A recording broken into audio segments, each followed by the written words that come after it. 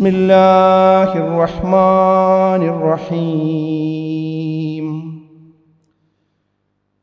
യൂഫൂന ബിന്നദിരി വയഖാഫൂന യൗമൻ കാന ശർറുഹു മുസ്തതീറാ. ബഹുമാന്യരായ സത്യവിശ്വാസികളെ, വിശ്വാസികളെ, അള്ളാഹുവിനെ സൂക്ഷിച്ചുകൊണ്ട് അവൻ്റെ വിധിവിലക്കുകൾ ജീവിതത്തിൻ്റെ എല്ലാ മേഖലയിലും എല്ലാ സന്ദർഭത്തിലും പാലിച്ചുകൊണ്ട് ജീവിക്കണമെന്ന് ഏവരെയും ഓർമ്മപ്പെടുത്തുകയാണ്, വസിയത്ത് ചെയ്യുകയാണ്. കാഴ്ചയും യാഥാർത്ഥ്യവും പലപ്പോഴും രണ്ട് വഴിക്കാണ് സഞ്ചരിക്കാറുള്ളത്. യാഥാർത്ഥ്യമല്ല പലപ്പോഴും നമ്മെ സ്വാധീനിക്കുന്നത് നമ്മൾ കാണുന്ന പല രീതിയിലുള്ള കാഴ്ചകളാണ്. ആ കാഴ്ചയാണ് യാഥാർത്ഥ്യമെന്ന് നമുക്ക് തോന്നിപ്പോകും. ഇതിൻ്റെ ഏറ്റവും വലിയൊരു ഉദാഹരണമാണ് ഇസ്ലാമിലെ നേർച്ചയെ ഇന്ന് മനുഷ്യന്മാർ കണ്ടുകൊണ്ടിരിക്കുന്നത്. നേർച്ച എന്ന് കേൾക്കുമ്പോൾ നമ്മുടെ മനസ്സിൽ പലപ്പോഴും അതിൻ്റെ യാഥാർത്ഥ്യമല്ല ഓർമ്മ വരിക, മറിച്ച് നമ്മൾ കാണുന്ന ചില കെട്ടുകാഴ്ചകളാണ്. നേർച്ച എന്ന് പറയുമ്പോൾ തന്നെ നമ്മുടെ മനസ്സിൽ തെളിഞ്ഞു വരുന്ന ചില ചിത്രങ്ങളുണ്ട്. ആ ചിത്രങ്ങൾ പലതാണ്. നമ്മൾ വാഹനങ്ങളിലൂടെ യാത്ര ചെയ്യുന്ന സമയത്ത് പല പള്ളികൾക്ക് മുമ്പിലും ഒരു പച്ച കളറിൽ അടിച്ചു വെച്ച ഒരു പെട്ടിയും അതിലൊരു ദ്വാരവും അതിൻ്റെ മുകളിലൊരു നേർച്ചപ്പെട്ടി എന്ന് എഴുതി വെച്ചത് നമ്മുടെ മനസ്സിലേക്ക് പലപ്പോഴും ഓർമ്മ വരും. അല്ലെങ്കിൽ അലഞ്ഞു തിരിഞ്ഞ് നടക്കുന്ന ഒരു ആടിനെ പലപ്പോഴും ഓർമ്മ വരും. അതുമല്ലെങ്കിൽ ഉത്സവ പ്രതീതിയിൽ അലങ്കരിച്ച ചില മക്ബറകളെയാണ് ഓർമ്മ വരിക. അവിടെ തോരണങ്ങൾ തൂക്കിയിട്ടുണ്ടായിരിക്കും, അവിടെ പെട്ടിവരവുകളുണ്ടാവും. അതുപോലെ തന്നെ അറിയപ്പെടുന്ന ചില പണ്ഡിതന്മാരെന്ന് പറയുന്ന ആളുകൾ അവിടെ വന്നതിന് ഉദ്ഘാടന കർമ്മം എന്ന നിലക്ക് പതാക ഉയർത്തി ഉദ്ഘാടനം ചെയ്യുന്നത് നമ്മൾ കാണാറുണ്ട്. അതിനോടനുബന്ധിച്ച് ഏതാനും ദിവസം മതപ്രഭാഷണങ്ങൾ സംഘടിപ്പിക്കുന്നത് കാണാറുണ്ട്. വലിയ ജനക്കൂട്ടമുണ്ടാകുന്നു, ആർപ്പുവിളികൾ ഉണ്ടാകുന്നു. മാത്രവുമല്ല, നിരനിരയായി നെറ്റിപ്പട്ടം കെട്ടി നിർത്തിയ ആനകളെയും നമ്മൾ കാണാറുണ്ട്. വാദ്യമേളവും ചെണ്ടയും കരിമരുന്ന് പ്രയോഗങ്ങളുമൊക്കെ ഇതിൻ്റെ ഭാഗമായി നേർച്ച എന്ന് പറയുമ്പോൾ മനുഷ്യന്മാരുടെ മനസ്സിലേക്ക് ഇന്ന് കടന്നു വരുന്ന ചില ചിത്രങ്ങളാണ്. മാത്രവുമല്ല, ഇടയ്ക്കിടയ്ക്ക് ആ കൂടി നിൽക്കുന്ന ആളുകൾക്കിടയിൽ വെച്ചുകൊണ്ട് ആനകൾ ഇടയുന്നതും ഇന്ന് കേരളത്തിൽ സാർവത്രികമായി മാറിക്കൊണ്ടിരിക്കുകയാണ്. തൃശ്ശൂരിലാണ് ആന ഇടഞ്ഞ് പല പ്രശ്നങ്ങളും ഉണ്ടാകുന്നതും അതിൻ്റെ പേരിൽ നിയമനിർമ്മാണങ്ങളും ഒക്കെ നടന്നുകൊണ്ടിരിക്കുന്ന ഒരു സന്ദർഭത്തിൽ കുറേ മുമ്പ് നമുക്കറിയാം, ചേറ്റുവ എന്ന് പറയുന്ന പ്രദേശത്ത് ഒരു നേർച്ചയുടെ ഭാഗമായി ആന ഇടഞ്ഞോടുകയും കുറേ അധികം ആളുകളുടെ ജീവൻ പൊലിഞ്ഞു പോവുകയും ചെയ്തത് നമ്മൾ കണ്ടതാണ്. ഇപ്പം ഈ കഴിഞ്ഞ ദിവസം പഴയങ്ങാടിയിൽ ഇതേപോലെ തന്നെ ഒരു ആന ഇടഞ്ഞ് ഒരു മനുഷ്യനെ, ജീവനുള്ള ഒരു മനുഷ്യൻ്റെ കാലിൽ പിടിച്ച് ചുഴറ്റി എറിയുന്ന രംഗം വളരെ വേദനയോടുകൂടി നമ്മൾ ഇന്ന് സോഷ്യൽ മീഡിയകളിൽ കണ്ടുകൊണ്ടിരിക്കുന്നു. ഇന്ന് ആ മനുഷ്യൻ മരണപ്പെട്ടു എന്നാണ് അറിയാൻ കഴിയുന്നത്. എന്തിൻ്റെ പേരിലാണ് ഇതൊക്കെ നടക്കുന്നത്? നേർച്ച എന്ന് പറയുമ്പോൾ ഇതൊക്കെയാണോ നമ്മുടെ മനസ്സിലേക്ക് ഓർമ്മ വരുന്നത്? എന്നാൽ യഥാർത്ഥത്തിൽ ഇസ്ലാമിൻ്റെ നേർച്ച എന്താണ്? ഇതുവരെ ഞാൻ പറഞ്ഞത് കാഴ്ചകളാണ്. യാഥാർത്ഥ്യം അതിനോട് യാതൊരു ബന്ധവുമില്ല എന്ന് വിശ്വാസികളായ നമ്മൾ മനസ്സിലാക്കേണ്ടതുണ്ട്. ആ യാഥാർത്ഥ്യം മനസ്സിലാക്കുമ്പോൾ അതിൽ ആനയില്ല, ചെണ്ടയില്ല, കരിമരുന്നില്ല, ഖബറില്ല, പതാകയില്ല. ഈ പറഞ്ഞ സംഗതികളൊന്നും തന്നെ ഇസ്ലാമിലെ നേർച്ചയുമായി ബന്ധപ്പെട്ടുകൊണ്ട് നമുക്ക് കാണാൻ കഴിയില്ല. ഇസ്ലാമിൽ പറയുന്നത് എന്താണെന്ന് ചോദിച്ചാൽ, നേർച്ച എന്ന് പറഞ്ഞാൽ അതൊരു ഇബാദത്താണ് എന്നാണ്. നേർച്ച നിറവേറ്റിയവരെ അള്ളാഹു പുകഴ്ത്തിയത് വിശുദ്ധ ഖുർആനിൽ നമുക്ക് കാണാൻ കഴിയും. അതുകൊണ്ട് തന്നെ അത് ആരാധനയാണ്, അത് ഇബാദത്താണ്. അതാണ് ഞാൻ ഓതി വെച്ച ആയത്ത്. 76-ാം അധ്യായം 7-ാമത്തെ ആയത്തിലൂടെ അള്ളാഹു പറഞ്ഞു, യൂഫൂന ബിന്നദിരി വയഖാഫൂന യൗമൻ കാന ശർറുഹു മുസ്തതീറ. നേർച്ച അവർ നിറവേറ്റുകയും അത് തുടർന്ന് ആപത്ത് തുടർന്ന് പിടിക്കുന്ന ഒരു ദിവസത്തെ അവർ ഭയപ്പെടുകയും ചെയ്യുന്നുവെന്നാണ്. വിശ്വാസികളെ സംബന്ധിച്ച് അവർ ആ പരലോകത്തെ ഭയപ്പെടും. അതുപോലെ തന്നെ അവർ നോറ്റിരിക്കുന്ന നേർച്ചകൾ അവർ നിറവേറ്റുകയും ചെയ്യും. അതുപോലെ തന്നെ നേർച്ച നേർന്നവരുടെ മനസ്സിൽ ആർക്ക് വേണ്ടിയാണോ നേർച്ച നേർന്നത് അവരോട് ഒരു പ്രത്യേക ആദരവും ഒരു പ്രത്യേക സ്നേഹവും ഉണ്ടാകുമെന്നുള്ള കാര്യം ഉറപ്പാണ്.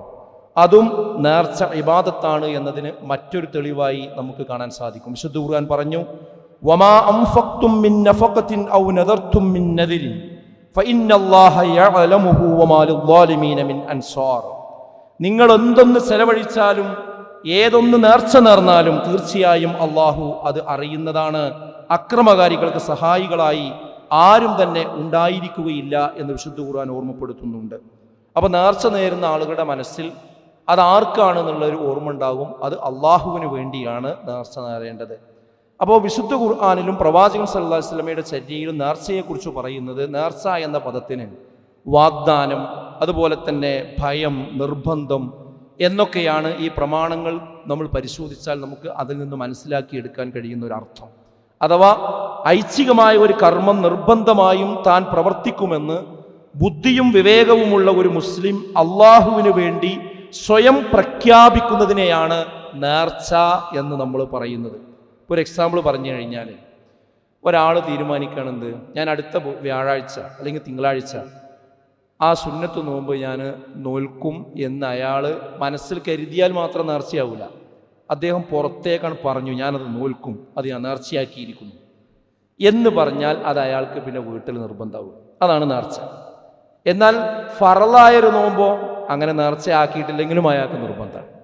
അപ്പോൾ സുന്നത്തായ എന്തെങ്കിലും ഒരു കാര്യം അത് ചെയ്തിട്ടില്ലെങ്കിൽ നമുക്ക് കുറ്റമില്ല. പക്ഷെ അതൊരാൾ തീരുമാനിച്ച് പ്രഖ്യാപിച്ച് ഞാൻ നേർച്ചയാക്കി എന്ന് പറഞ്ഞാൽ അയാൾക്ക് എന്തായി? അത് നിർബന്ധമായും ചെയ്യൽ നിർബന്ധമായി. ഇങ്ങനെയാണ് നേർച്ചയെ വിവക്ഷിക്കപ്പെട്ടിരിക്കുന്നത് എന്ന് നമ്മൾ തിരിച്ചറിയണം. ഈ പറഞ്ഞതിൽ സുഹൃത്തുക്കളെ, എവിടെയാണ് ആനയുള്ളത്? എവിടെയാണ് ചെണ്ടയുള്ളത്? എവിടെയാണ് ഖബറുള്ളത്? എവിടെയാണ് കരിമരുന്നുള്ളത്? എവിടെയാണ് പച്ച മനുഷ്യന്മാരെ തുമ്പിക്കൈയിൽ അമ്മാനമാടുന്ന രംഗങ്ങളുള്ളത്? എവിടെയും നമുക്ക് കാണാൻ സാധിക്കുകയില്ല. ഇതുമായി യാഥാർത്ഥ്യവുമായി യാതൊരു പുലബന്ധവുമില്ലാത്ത കാര്യങ്ങളാണ് ഇന്ന് നമ്മുടെ സമൂഹത്തിൽ നടന്നുകൊണ്ടിരിക്കുന്നത് എന്ന് നമ്മൾ അറിയണം. നേർച്ച ആരാധനയായതുകൊണ്ട് തന്നെ അത് പടച്ച തമ്പുരാന് മാത്രമേ സമർപ്പിക്കാൻ പാടുള്ളൂ. അള്ളാഹുവിനെ അനുസരിക്കുന്ന കാര്യത്തിൽ മാത്രമേ നമ്മൾ നേർച്ച വീട്ടേണ്ടതുമുള്ളൂ. ആയിഷ ബീവി പറഞ്ഞിട്ടുണ്ട്, മന്നതറ അൻ യുതി അല്ലാഹ് ഫൽ യുതിഉഹു. ആരെങ്കിലും അള്ളാഹുവിനെ അനുസരിക്കാൻ നേർച്ചയാക്കിയാൽ അവൻ ആ വിഷയത്തിൽ അനുസരിക്കട്ടെ, ആ നേർച്ച വീട്ടട്ടെ. എന്നാൽ വമന്നതറ അൻ യഅസിയഹു ഫലാ യഅസിഹി. ആരെങ്കിലും അള്ളാഹുവിനെ ധിക്കരിക്കാനാണ് നേർച്ച ചെയ്തതെങ്കിൽ അവനത് വീട്ടേണ്ടതില്ല, അതവൻ അനുസരിക്കേണ്ടതില്ല എന്ന് ആയിഷ ബീവി നമുക്ക് പറഞ്ഞു തന്നതായി നമുക്ക് കാണാൻ സാധിക്കും. അപ്പോൾ അള്ളാഹുവിന് മാത്രമേ നേർച്ചയുള്ളൂ, അതേ വീട്ടേണ്ടതുള്ളൂ. ആർക്കാണ് നേർച്ച കൊടുക്കുന്നത് എന്നതിൻ്റെ അടിസ്ഥാനത്തിൽ നേർച്ച രണ്ട് തരമായി നമുക്ക് വിഭജിക്കാൻ പറ്റും. ഒന്ന് അള്ളാഹുവിനുള്ള നേർച്ചയാണ്, മറ്റൊന്ന് അള്ളാഹു അല്ലാത്തവർക്കുള്ള നേർച്ചയാണ്. അതുപോലെ തന്നെ നേർച്ച പറയുന്ന വ്യക്തിയുടെ വാക്കിൻ്റെ അടിസ്ഥാനത്തിലും നേർച്ചയെ രണ്ടായി നമുക്ക് വിഭജിക്കാൻ സാധിക്കും. അതിലൊന്ന് നിരുപാധികമായി ചെയ്യുന്ന നേർച്ചയാണ്, അതായത് ഒരു വ്യവസ്ഥയും വെക്കാതെ ചെയ്യുന്നതാണ് ഒന്നാമത്തേത്. മറ്റൊന്ന് വ്യവസ്ഥ വെച്ചുകൊണ്ട് നേർച്ചയാക്കുന്ന കാര്യമാണ്. അതായത് എൻ്റെ മകന് അസുഖമാണ്, ആ അസുഖം മാറിക്കഴിഞ്ഞാൽ ശിഫയായാൽ ഞാൻ ഇന്ന സ്ഥാപനത്തിന് ഇത്ര കാശ് കൊടുക്കും, അല്ലെങ്കിൽ ഇന്ന വ്യക്തിക്ക് ഇന്ന രീതിയിൽ സഹായിക്കും, അല്ലെങ്കിൽ എൻ്റെ ഇന്ന ഒരു ആവശ്യം പൂർത്തിയായാൽ ഞാനൊരു നോമ്പ് നോൽക്കും.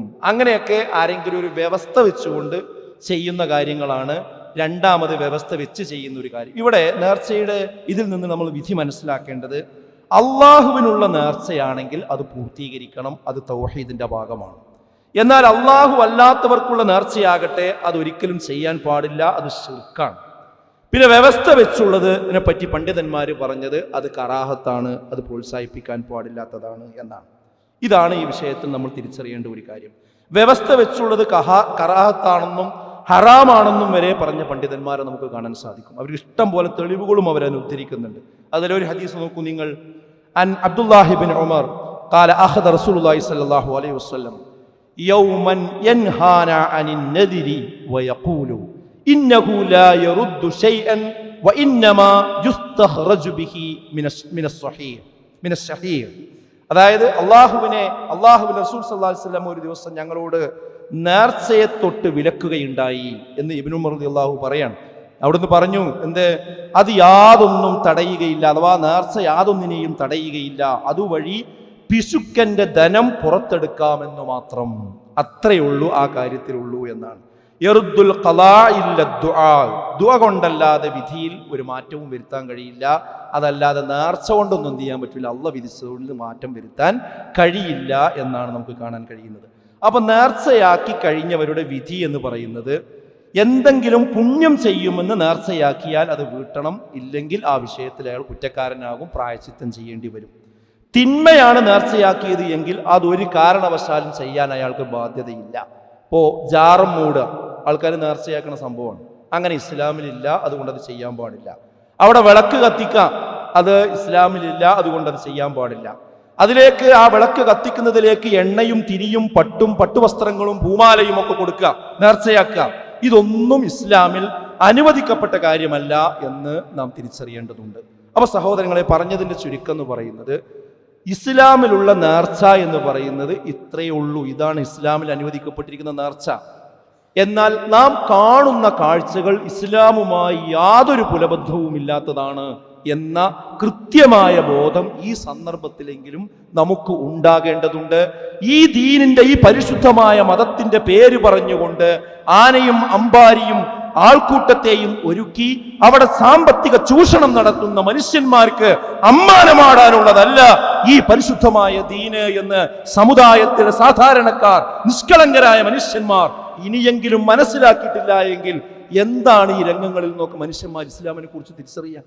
ഇസ്ലാം യാതൊരു ബന്ധവുമില്ലാത്തതാണ് ഈ നാട്ടിൽ നടന്നുകൊണ്ടിരിക്കുന്ന നേർച്ച എന്ന് കൃത്യമായി തിരിച്ചറിയുക. ദീനിൽ പറഞ്ഞ ആ നേർച്ച കൃത്യമായി പഠിച്ചു ഉൾക്കൊള്ളുക, അതുമാത്രം അനുഷ്ഠിക്കുക. അങ്ങനെയുള്ള യഥാർത്ഥ മുത്തഖികളിൽ, മുഅ്മിനുകളിൽ അല്ലാഹു നമ്മേവരെയും ഉൾപ്പെടുത്തി അനുഗ്രഹിക്കുമാറാകട്ടെ. അൽഹംദുലില്ലാഹ് വസ്സലാത്തു വസ്സലാമു അലാ റസൂലില്ലാഹ് വഅലാ ആലിഹി വസഹ്ബിഹി അജ്മഈൻ. അമ്മാ ബഅദ്. ബഹുമാന്യരായ സത്യവിശ്വാസികളെ, വിശ്വാസിനികളെ, അള്ളാഹുവിനെ സൂക്ഷിച്ച് ജീവിക്കണമെന്ന് ഒരിക്കൽ കൂടി ഓർമ്മപ്പെടുത്തുകയാണ്, വസിയ്യത്ത് ചെയ്യുകയാണ്. ഈ നേർച്ചയെ സംബന്ധിച്ച് ഇതുപോലെയുള്ള നടുക്കുന്ന കാഴ്ചകൾ ഈ സാമൂഹ്യ മാധ്യമങ്ങളിലൂടെ പ്രചരിക്കുമ്പോൾ പൊതുവെ അതിൽ പങ്കെടുക്കുകയും അതിന് സപ്പോർട്ട് ചെയ്യുകയൊക്കെ ചെയ്യുന്ന ആളുകൾ ഒരു ഭാഗത്തുണ്ട്. അതോടൊപ്പം തന്നെ അതിന് തുടക്കം കുറിച്ചു പോരുകയും പിന്നെ മറ്റൊന്നിലും പങ്കെടുക്കാതിരിക്കുകയും ചെയ്യുന്ന ആളുകളുണ്ട്. അതിനെ മൗനാനുവാദം കൊടുക്കുന്ന ആളുകളുണ്ട്. പല ടൈപ്പ് ആളുകളെ നമുക്ക് സമൂഹത്തിൽ കാണാൻ പറ്റും. പക്ഷെ ഇങ്ങനെയുള്ള ദുരന്തങ്ങൾ ഉണ്ടാകുമ്പോൾ എല്ലാവരും ഒരുമിച്ച് വന്ന് പറയാറുള്ളൊരു കാര്യം, ഇതിന് താത്വികമായി ആശയപരമായ പരിസരം സൃഷ്ടിച്ചു കൊടുക്കുന്ന ചില പണ്ഡിതന്മാരെന്ന് പറയപ്പെടുന്നവരും ആ നിലക്ക് ചിന്തിക്കുന്ന സാധാരണക്കാരൊക്കെ പറയാറുള്ളത് എന്താ, ഇത് ഞങ്ങളുടെ പണ്ഡിതന്മാരൊക്കെ പണ്ടേ ഇതിനെ വിമർശിച്ചിട്ടുണ്ട്, ഇതൊക്കെ നേർച്ചയിലെ അനാചാരങ്ങളാണ്, ആനയും പൂക്കുവിളിയും അതുപോലെയുള്ള സംഭവങ്ങളൊന്നും ഞങ്ങളാരും അംഗീകരിച്ചിട്ടില്ല, അതെല്ലാ പണ്ഡിതന്മാരും അതിനെ വിമർശിച്ചിട്ടുണ്ട് എന്ന് പറഞ്ഞ് അതിൻ്റെ ക്ലിപ്പുകളും അവരെ വിമർശിച്ച പ്രസ്താവനകളും ഒക്കെ പലപ്പോഴും ഈ സമയത്ത് വാട്സപ്പിലും ഫേസ്ബുക്കിലൊക്കെ വല്ലാതെ ആളുകൾ പ്രചരിപ്പിക്കാറുണ്ട്. അതുകൊണ്ട് ഞങ്ങൾ ഒരിക്കലും ഈ വിഷയത്തിൽ കുറ്റം പറയരുത് എന്നാണ് പലപ്പോഴും പറയാറുള്ളത്. ഈ ഒരു കാര്യം പറയുന്നവരോട് നമുക്ക് വളരെ സ്നേഹത്തോടു കൂടി പറയാനുള്ളത്, ഇത് ആത്മാർത്ഥമായിട്ടാണ് പറയുന്നതെങ്കിൽ, ഇതിപ്പോൾ ഒന്നാമത്തെ സംഭവം അല്ലല്ലോ കേരളത്തിൽ. ഇതിനു മുമ്പ് ഇതിലധികം ആൾക്കാർ ആനൻ്റെയും പ്രശ്നങ്ങളുണ്ടായിട്ട് മരണപ്പെട്ടു പോയിട്ടുണ്ട്. ആന ചവിട്ടി മരിച്ചിട്ടില്ലെങ്കിൽ ഇസ്ലാമിലില്ലാത്ത ഈ സംഗതി ചെയ്യുന്നതിൽ അതിലേറെ കുറ്റകരമാണല്ലോ. അപ്പോൾ ഇത് വീണ്ടും വീണ്ടും ആവർത്തിക്കുന്നത് എന്തുകൊണ്ടാണ്? ഇത് ഈ പറയുന്നതിൽ ആത്മാർത്ഥതയില്ല എന്നുള്ളത് കൊണ്ട് തന്നെ. ആത്മാർത്ഥമായിട്ടാണ് പറയുന്നതെങ്കിൽ അവർ ചെയ്യേണ്ട ഒരു കാര്യം എന്താ പറയുക, നേർച്ചയിലെ ഏറ്റവും വലിയ തെറ്റ് എന്ന് പറയുന്നത് അള്ളാഹു അല്ലാത്തവർക്ക് നേർച്ച നേരുന്നു എന്നതാണ് അതിൻ്റെ ഒന്നാമത്തെ തെറ്റ്. പടച്ചോനല്ലാത്തവർക്ക് നേർച്ച കൊടുക്കുന്നു. നേർച്ചപ്പെട്ടിമൊക്കെ എഴുതി വെക്കാറുള്ളത് ഓരോ വ്യക്തികളുടെ പേരാണ്, മരണപ്പെട്ടു പോയ ആളുകളുടെ പേരാണ്. അവിടെ നിന്ന് തിരുത്തു തുടങ്ങണം. ആത്മാർത്ഥമായിട്ടാണ് പറയുന്നതെങ്കിൽ ആദ്യം തിരുത്തേണ്ടത് അള്ളാഹ്ക്ക് മാത്രമേ നേർച്ച നേരാൻ പാടുള്ളൂ എന്ന് വ്യക്തമായി സമൂഹത്തെ പഠിപ്പിക്കണം. ഒന്നതാണ്. രണ്ടാമത്തത്, ഖബർ സിയാറത്തിന്റെ മറവിൽ ആ ഖബറിടത്തിൽ വന്നുകൊണ്ട് അവിടെ ഉത്സവവും കൊടിയിറക്കവും ആനയും കൊണ്ടുവരുന്ന രീതി ഒരിക്കലും പാടില്ല. അവിടെ ശരിയായ ഖബർ സിയാറത്ത് ജനങ്ങൾക്ക് പഠിപ്പിച്ചു കൊടുക്കണം. ഇത് പറയുമ്പോൾ ആളുകളുടെ മനസ്സിൽ തിരയടിച്ച് വരാറുള്ള ഒരു കാര്യം, ഇവരൊക്കെ മഹാന്മാർക്ക് എതിരാണ്, മഹാന്മാർ ആദരിക്കണ്ട, ബഹുമാനിക്കണ്ട, അവരെ ഖബറിങ്ങ പോണത് തെറ്റാണ് എന്നാണോ ഈ പറയുന്നത് എന്ന് ചോദിക്കാറുണ്ട്. ഒരിക്കലും അങ്ങനെ നമ്മളാരും പറയില്ല. ഖബർ സിയാറത്ത് ഇസ്ലാമിൽ ഉള്ളതാണ്. അതിന് രണ്ട് ലക്ഷ്യങ്ങളുണ്ട്. ഒന്ന്, ഖബറിൻ്റെ അടുക്കൽ നമ്മൾ ചെല്ലുമ്പോൾ മരണത്തെക്കുറിച്ച് നമുക്ക് ഓർമ്മ ഉണ്ടാകാനാണ്. നമ്മൾ ഈ തിരക്ക് പിടിച്ച ജീവിതത്തിനിടയിൽ ഇങ്ങനെ ഓടുമ്പോൾ നമ്മുടെ ഒരു വാപ്പയുടെയോ അല്ലെങ്കിൽ നമ്മൾ മരണപ്പെട്ടു പോയ നമ്മുടെ അനുജൻ്റെയോ ജ്യേഷ്ഠൻ്റെയോ ഒക്കെ ഖബറിൻ്റെ അടുത്ത് ചെല്ലുമ്പോൾ പടച്ചോനെ ഞാനും ഇതേപോലെ പോകേണ്ടവനാണല്ലോ, അതുകൊണ്ട് ഞാൻ വാശി പിടിക്കാൻ പാടില്ല, ഞാൻ ഒരിക്കലും ഇതിന് അസൂയ ഉണ്ടാകാൻ പാടില്ല, ഞാൻ കിബറ് കാണിച്ച് നടക്കാൻ പാടില്ല, ഞാൻ പടച്ചോനെ സൂക്ഷിച്ച് നടക്കണം, എപ്പോഴാണ് ഞാനും മരിച്ച് ഈ ഖബർക്ക് എത്തുകയെന്ന് പറയാൻ കഴിയില്ല എന്ന ഒരു പരലോകത്തെ പറ്റിയും മരണത്തെക്കുറിച്ച് ഓർമ്മ ഉണ്ടാകലാണെന്ത് ഖബർ സിയാറത്തിൻ്റെ ഒരു ലക്ഷ്യം. രണ്ടാമത്തത് ആ ഖബറാളിക്ക് വേണ്ടി അള്ളാഹുവിനോട് നമ്മൾ പ്രാർത്ഥിക്കുക എന്നതാണ്. ഈ രണ്ട് ലക്ഷ്യത്തിനാണ് നമ്മൾ അവിടെ പോകേണ്ടത്, അത് അനുവദിക്കപ്പെട്ടതാണ്. എന്നാൽ ഇന്ന് നടക്കുന്നത് ഈ രണ്ടിനും എതിരാണ്, ഈ രണ്ട് കാര്യത്തിനും എതിരാണ്. ഇന്ന് അവിടുത്തെ രംഗങ്ങൾ നമ്മൾ കാണുമ്പോൾ എന്താ, പരലോകത്തെയാണോ ഓർക്കുന്നത്, ദുനിയാവിനെയാണോ ഓർക്കുന്നത്? അവിടെ വലിയ വലിയ കറങ്ങുന്ന ഊഞ്ഞാലുകളാണ് നമ്മൾ കാണുന്നത്, അതുപോലെ തന്നെ മ്യൂസിക്കുകളാണ് നമ്മൾ കാണുന്നത്. ചെറുപ്പക്കാര് അവിടെ മദ്യപിച്ചും അല്ലാതെയും ഒക്കെ ചാടി കളിക്കുന്ന രംഗങ്ങളാണ് നമ്മൾ കാണുന്നത്. ഇതാണോ പരലോകബോധം എന്ന് പറയുന്നത്? നെഞ്ചത്ത് കൈവശങ്ങൾ ആലോചിക്കും, ഇതാണോ പരലോകബോധം? ഇതാണോ ഖബറിൽ നടക്കേണ്ട കാര്യം? നേരെ എതിരെ അള്ളാഹുവിന്റെ റസൂൽ പറഞ്ഞു. ദുനിയാവിനെ കുറിച്ച് ഓർക്കുക മാത്രമല്ല, എല്ലാ ശൈത്താനിയത്തും നടക്കുന്ന സ്ഥലമായി അതിനെ മാറ്റി എന്നിട്ട് ഖബർ സിയാറത്ത് എന്ന് പേരിടുകയും ചെയ്യാം. ഒന്ന് ആലോചിച്ച് നോക്കി. പിന്നെ ആ ഖബറാളിയോട് പ്രാർത്ഥിക്കണം. ഞങ്ങൾ പ്രാർത്ഥിക്കണമെന്നില്ല എന്നൊക്കെ പറയും, പക്ഷേ അള്ളാഹിനോട് ചോദിക്കുന്നത് വേറെ ആരോട് ചോദിച്ചാലും എന്തായി, അത് ശിർക്കാണ്, യാതൊരു തർക്കമല്ല. പടച്ചവനോട് ചോദിക്കേണ്ടതാണ്, കുട്ടികളെ ചോദിക്കേണ്ടത്, സന്താനങ്ങളെ ചോദിക്കേണ്ടത്, രോഗം മാറാൻ ചോദിക്കേണ്ടത്, അതൊക്കെ അല്ലേ ഈ ഖബർ കിടക്കുന്ന ആൾക്കാരോട് ചോദിക്കുന്നത്. അപ്പൊ അള്ളാഹിനോട് ചോദിച്ചാൽ എന്താ അവസ്ഥ? അപ്പൊ ഈ ഇസ്ലാം നിരോധിച്ച രണ്ട് കാര്യം അവിടെ നടക്കും. അപ്പൊ ഇതുകൊണ്ട് തുറന്നു പറയണത് ഇത് അവിടെ പോയി ചെയ്യാൻ പാടില്ല എന്ന് സമൂഹത്തെ പഠിപ്പിക്കണം. അപ്പോഴേ ഈ പറയുന്നതിൽ ആത്മാർത്ഥത ഉണ്ടാവുകയുള്ളൂ. അതുപോലെ തന്നെ ആനയും അമ്പാരിയുമായി മക്ബറയിൽ നടക്കുന്ന നേർച്ചയ്ക്ക് കൊടി ഉയർത്താൻ ഞങ്ങൾ വരില്ല എന്ന് ഇവിടുത്തെ വലിയ വലിയ ഉസ്താദന്മാർ പറയണം. ഞങ്ങൾ അതിന് വരൂല, അവർ ആത്മാർത്ഥമായിട്ടാണ് പറയുന്നതെങ്കിൽ അത് ഉദ്ഘാടനം ചെയ്യാൻ ഞങ്ങൾ വരൂല എന്ന് അവർ പറയുക തന്നെ വേണം. മാത്രമല്ല പണ്ഡിതന്മാരെയും സാധാരണക്കാരെയും വിലക്കിക്കൊണ്ട് ഔദ്യോഗികമായി പ്രമേയങ്ങൾ പാസ്സാക്കണം, ജനങ്ങളെ ഉത്ബോധിപ്പിക്കണം. ഇതിങ്ങനെയുള്ള പരിപാടിക്ക് ഒരു ആളും പോകാൻ പാടില്ല, ഒരു പണ്ഡിതനും പോകാൻ പാടില്ല, ഒരു സാധാരണക്കാരനും പോകാൻ പാടില്ല എന്ന് പറഞ്ഞ് പ്രമേയങ്ങൾ പാസ്സാക്കണം. എന്നിട്ട് ഇതൊന്നും കേൾക്കാതെ നടത്തുന്ന വല്ല കമ്മിറ്റിക്കാരുമുണ്ടെങ്കിൽ, ഈ നേർച്ച കമ്മിറ്റിക്കാരുമുണ്ട് എങ്കിൽ അവരുടെ സാമ്പത്തിക ചൂഷണത്തിനെ തുറന്ന് എതിർക്കുകയും അത്തരം സ്ഥാപനങ്ങളിൽ ജോലി ചെയ്യുന്നതിൽ നിന്ന് ഇവിടെയുള്ള പണ്ഡിതന്മാരെന്ന് പറയുന്ന ആൾക്കാർ പിന്തിരിയും വേണം. ഈ നേർച്ച ഈ രീതിയിൽ നടത്തുകയാണെന്നുണ്ടെങ്കിൽ ഞാൻ ആ പള്ളിയിൽ ഇനി ജുമയ്ക്ക് വരില്ല, അവിടെ ഖുത്ബ ഞാൻ പറയില്ല, അവിടെ ഇമാമത്ത് ഞാൻ നിൽക്കില്ല, അവിടുത്തെ മദ്രസയിൽ ഞാൻ പഠിപ്പിക്കില്ല എന്ന് ഇവിടുത്തെ ഉസ്താദന്മാർ തീരുമാനിച്ച കമ്മിറ്റിക്കാർക്ക് എന്താ ചെയ്യാൻ പറ്റുക? ഒന്നും ചെയ്യാൻ കഴിയില്ല. ആ രീതിയിലുള്ള ഒരു നിലപാടിലേക്ക് എന്ത് ചെയ്യണം, ആളുകൾ വരേണ്ടതുണ്ട്. ഒരു കാരണവശാലും അവരെ മതപരമായ രീതിയിൽ മറ്റു കാര്യങ്ങൾക്കും തന്നെ അവിടെ ഒരു കാലം ജോലിക്ക് നിൽക്കാൻ പാടില്ല. അപ്പൊ കമ്മിറ്റിക്കാരെന്ത് ചെയ്യും? ഒരിക്കലും ഈ രീതിയിൽ പോകാൻ കഴിയില്ല. ഇനി ആരെങ്കിലും അത് പാലിക്കാത്തവരുണ്ട് എങ്കിൽ ആ പള്ളിയിൽ അവരെ തുടരാതിരിക്കുന്ന സാഹചര്യം ഒക്കെ ഉണ്ടാവും. ഇങ്ങനത്തെ പ്രായോഗിക നടപടിയിലേക്ക് കടന്നെങ്കിൽ മാത്രമേ ഈ നേർച്ചയുടെ പേരിൽ നടക്കുന്ന ഈ മാമാങ്കങ്ങൾ അവസാനിപ്പിക്കാനും ഇനിയെങ്കിലും ഈ ദീനിന്റെ പേരും പറഞ്ഞ് നടക്കുന്നതിൽ നിന്നൊരു മനുഷ്യന്റെ ജീവൻ ഇനിയെങ്കിലും പൊഴിയാതിരിക്കണമെങ്കിൽ ഇത്തരം നടപടികളിലേക്ക് കടക്കണം. ആത്മാർത്ഥതയുണ്ടെങ്കിൽ എങ്കിൽ മാത്രമേ ഈ പറയുന്നതിലൊക്കെ വിശ്വസിക്കാൻ പറ്റൂ. അല്ലെങ്കിൽ അത് തൽക്കാലം രക്ഷപ്പെടാൻ വേണ്ടി ഞങ്ങൾ അതിൻ്റെ ഉത്തരവാദിത്തത്തിൽ ഇല്ല എന്ന് പറയാനുള്ള ഒരു വർത്താനം മാത്രമാണ്. അവിടെ സാധാരണക്കാരോട് എനിക്ക് പറയാനുള്ളത് എന്താ അറിയോ, ഇതിൽ നിന്നൊക്കെ വസ്തുതകൾ മനസ്സിലാക്കുക, ദീനിലുള്ളത് ചെയ്യുക. ഇതൊക്കെ നമ്മൾ പറഞ്ഞ് മനസ്സിലാക്കി തരുന്നത് നമുക്ക് സാക്ഷികളാണ്. ഇത് നാളെ പരലോകത്ത് നമുക്ക് ഇതൊരു ബാധ്യതയായിട്ട് വരും. ഈ കേട്ടതൊരു ബാധ്യതയായിട്ട് വരും. അത് നല്ലോണം ആലോചിക്കണം, സംശയിക്കൊന്നും വേണ്ട.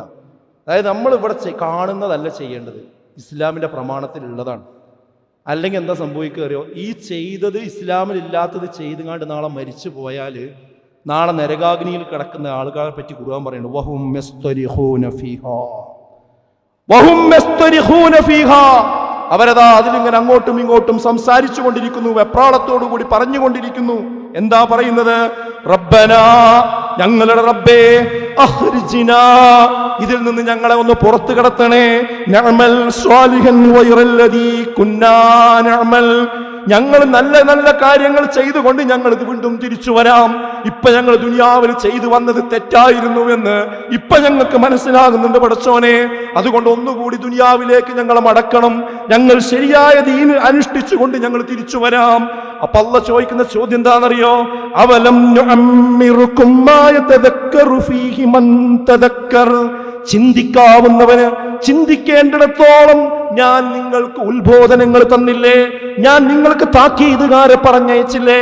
പ്രവാചകന്മാരെ അയച്ചില്ലേ? ആയത്തുകൾ നിങ്ങൾ കേട്ടില്ലേ? ജുമാക്ക് നിങ്ങൾ ആയത്തുകൾ ഓതി കേട്ടില്ലേ? ആളുകൾ നിങ്ങളെ ഉപദേശിച്ചില്ലേ? ഇതൊക്കെ അതിന്റെ അർത്ഥത്തിന്റെ പരിധിയിൽ വരുന്നതാണ്. എന്നിട്ടോ ഫദൂഖൂ ഫമാ ലിദ്ദാലിമീന മിൻ നസീർ, നിങ്ങൾ ഇതാ ഇനി ഈ അക്രമകാരികൾക്ക് ഈ നരകമല്ലാതൊന്നുമില്ല, അവിടെ ആരും സഹായികളില്ലാതെ നിങ്ങളാണ് അനുഭവിച്ചോളി എന്ന് പറയുന്നതാണ്. സഹോദരങ്ങൾ, ആ ഒരു ഗതികേട് നമുക്കാർക്കും വരാൻ പറ്റില്ല. അതുകൊണ്ട് എല്ലാവരും തിരുത്താൻ കാത്തിക്കല്ല, അവനാ മനസ്സിലാക്കുക. ഇനിയെങ്കിലും അങ്ങനത്തെ സ്ഥലങ്ങളിലേക്ക് ഇസ്ലാമിൻ്റെ പേരും പറഞ്ഞ് പോകാതൊക്കെ ഓരോരുത്തരും അവനാൻ്റെ നിലപാടെടുക്കും. ഞാനൊന്നത് വിചാരിച്ചാൽ ഒരു മാറ്റം ഉണ്ടാവില്ല എന്നല്ല, മനുഷ്യന്മാർ ഓരോരുത്തരും നമ്മൾ തീരുമാനിച്ച് നമ്മളെ വീട്ടിൽ നിന്ന് ആരെങ്കിലും പോകും, നമ്മളെ കുടുംബത്തിൽ നിന്ന് ആരെങ്കിലും പോകൂല. അങ്ങനെ സമൂഹത്തിൽ മാറ്റം ഉണ്ടാക്കുക. അപ്പം ഇങ്ങനത്തെ ഓരോ തിക്താനുഭവങ്ങൾ ഉണ്ടാകുമ്പോഴെങ്കിലും ഒന്ന് ചിന്തിച്ച് തീരുമാനമെടുത്ത് യഥാർത്ഥ ദീനിൻ്റെ വക്താക്കളായി മുന്നോട്ട് പോവുക. അങ്ങനെയുള്ള യഥാർത്ഥ മുത്തക്കികളിൽ മുഅ്മിനുകളിൽ അള്ളാഹു നമ്മേവരെയും ഉൾപ്പെടുത്തി അനുഗ്രഹിക്കുമാറാകട്ടെ. നമ്മുടെ ജീവിതത്തിൽ വന്നുപോയ ചെറുതും വലുതുമായ എല്ലാ പാപങ്ങളും അള്ളാഹു വിട്ടുപുറത്ത് മാപ്പാക്കി തരുമാറാകട്ടെ. രോഗം കൊണ്ട് പ്രയാസപ്പെടുന്ന എല്ലാവർക്കും അവരുടെ രോഗം അള്ളാഹു സമ്പൂർണമായ ശിഫ നൽകി അനുഗ്രഹിക്കുമാറാകട്ടെ. നമ്മിൽ നിന്ന് മരണപ്പെട്ടു പോയ എല്ലാവർക്കും അവരുടെ ഖബറിടം അള്ളാഹു വിശാലമാക്കി കൊടുക്കുമാറാകട്ടെ. അവരെയും നമ്മെയും നാളെ അവൻ്റെ വിശാലമായ ജന്നാത്തുൽ ഫിർദൗസിൽ അള്ളാഹു ഒരുമിപ്പിച്ച് ചേർക്കുമാറാകട്ടെ. ജീവിതത്തിൽ പ്രയാസം അനുഭവിക്കുന്ന, മഈശത്തിന് ബുദ്ധിമുട്ടുന്ന ഒരുപാട് ആളുകളുണ്ട്. അവർക്കൊക്കെ അവരുടെ ജീവിതത്തിൻ്റെ മുമ്പിൽ അള്ളാഹു റിസ്ഖ് തുറന്നു കൊടുക്കുമാറാകട്ടെ. മാനസിക സംഘർഷം അനുഭവിക്കുന്നവർക്കൊക്കെ സമാധാനവും സ്വസ്ഥതയും നൽകി അനുഗ്രഹിക്കുമാറാകട്ടെ. اللهم اغفر للمؤمنين والمؤمنات والمسلمين والمسلمات الأحياء منهم والأموات إنك مجيب الدعوات يا قاضي الحاجات. ربنا اصرف عنا عذاب جهنم إن عذابها كان غراما. ربنا هب لنا من أزواجنا وذرياتنا قرة أعين واجعلنا للمتقين إماما. اللهم أجرنا من النار، اللهم أجرنا من النار، اللهم أجرنا من النار. اللهم أعز الإسلام والمسلمين وأذل الشرك والمشركين. ربنا تقبل منا إنك أنت السميع العليم وتب علينا إنك أنت التواب الرحيم. ربنا آتنا في الدنيا حسنة وفي الآخرة حسنة وقنا عذاب النار. آمين يا